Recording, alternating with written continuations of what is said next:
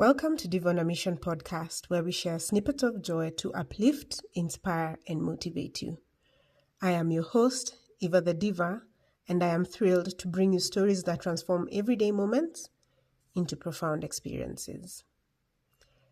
I am still sitting under the Semoratina tree as I write this other episode. I am held here by its quiet presence and grounded by the earth beneath me. Earlier, I was thinking about time, how we often say we don't have enough of it, yet somehow we find it for the things we truly value. But now, my thoughts have shifted. I want to talk about something more embodied, something lived. Dance. This past weekend, I spent my time assisting at a dance workshop centered on movement, culture, and storytelling. And one idea kept resurfacing in conversation after conversation. People use dance to find their way back to themselves. That stayed with me. Because whether you're a professional dancer or someone who has never stepped into a dance studio, dance offers something deeper than performance. It offers return. Return to body, return to breath, return to truth. Dance begins within. One of the most powerful reminders from the workshop was this. Dance begins as a feeling. It does not start from the outside. You can mimic movement.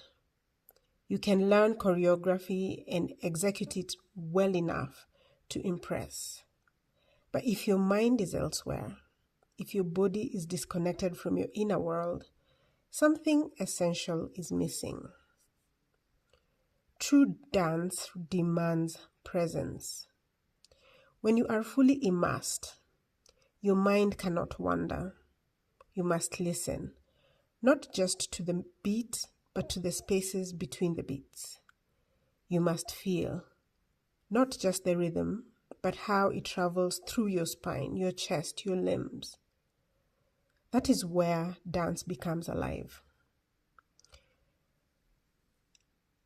I remember when I first started dancing to drums. It was overwhelming in a way I didn't understand at the time.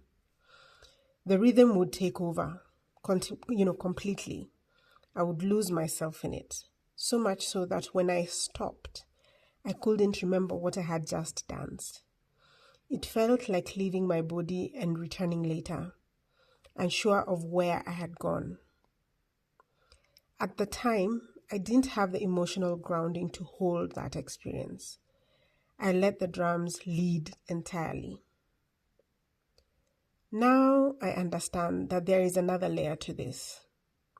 A deeper, more conscious connection, where you don't disappear, but instead become more present than ever before, where you are both the dancer and the witness.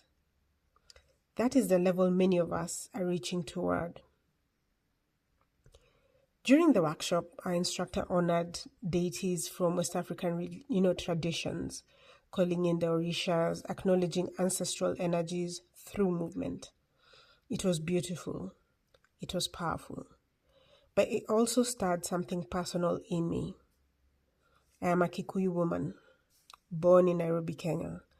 My lineage is tied to Mount Kenya, to land, to story, to rhythm. And in that moment, I felt a quiet call inward, a reminder to return to my own cultural roots, to remember our dances, our prayers, our ways of marking time. Traditionally, even our age groups, the Rika, were named based on seasons, events, and what was happening in the environment. Names like Karanja, Mwangi, Maina were not random. They were reflections of lived experiences, of cycles of land and life. Our people paid attention to the rain, to the harvest, to the shifting climate, to the needs of the community. And I began to wonder, What would it look like for us to dance this moment we are living in now? We are in the rainy season here in Kenya, a time of planting, of preparation, of hope.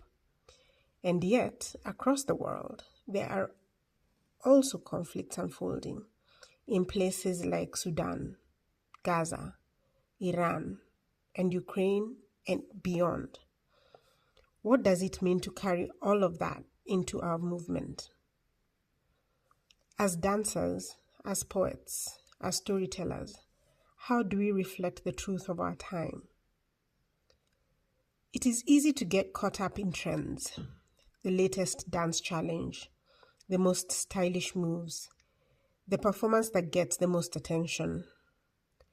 But dance at its core is not about imitation. It is about connection.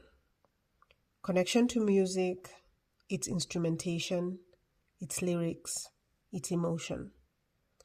Connection to body, its tension, its release, its memory. Connection to self, your truth, your story, your presence. Even a few minutes a day is enough. A stretch, a breath, a slow lift of the arms, a gentle twist of the neck. Even prayer is movement. Even stillness holds rhythm. When you begin to notice this, you realize dance is not separate from life. It is woven into everything. This morning, I woke up from a dream with a simple but profound reminder. What we believe, we give birth to. Belief is not abstract. It is not distant or intangible. It is as real as the ground beneath your feet, as real as a tree you can touch, as real as the breath moving through your body.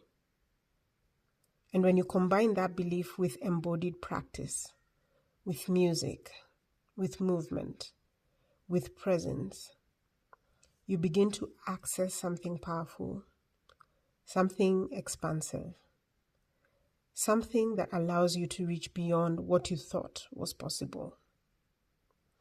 So this is a reminder to myself and to you.